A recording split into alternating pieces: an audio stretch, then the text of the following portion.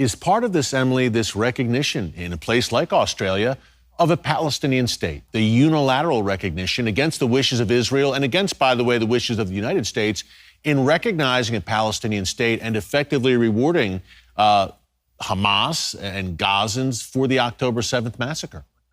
Well, it certainly doesn't help. This is something that, as a byproduct in the aftermath of the October 7th massacre, for some reason, Western governments who have a gross misunderstanding of this conflict in many cases thought would be somehow a solution.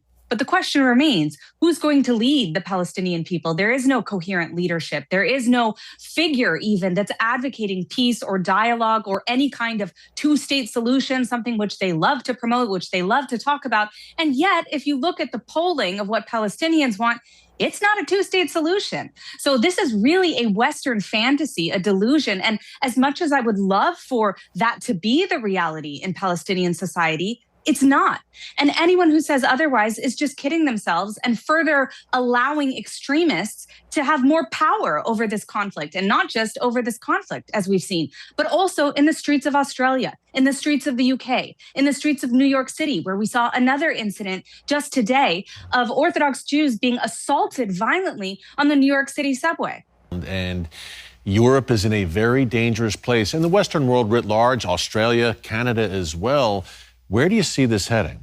That's exactly right. The tolerance of intolerance is the theme of, I would say, the last 2 years. And it's very, very dangerous, particularly the left-leaning governments that we've seen. They've been significantly worse because they conflate Muslim Brotherhood, Islamist ideology with Islamophobia. So cracking down against extremism, they say, is Islamophobia. And that is coordinated by the Muslim Brotherhood. This is something that they have taught, that they've lobbied for in these governments. And that's extremely dangerous. Because if we actually look at the manifestation of this ideology, not only does it threaten Christian communities and Jewish communities around the world, it also threatens Muslim communities. Your average Muslim individual who just wants to live in peace, including in the United States, including in Australia, they too are threatened by this ideology. And you don't need to look any further than the Arab Muslim nations that have outlawed the Muslim Brotherhood. So why hasn't the United Kingdom?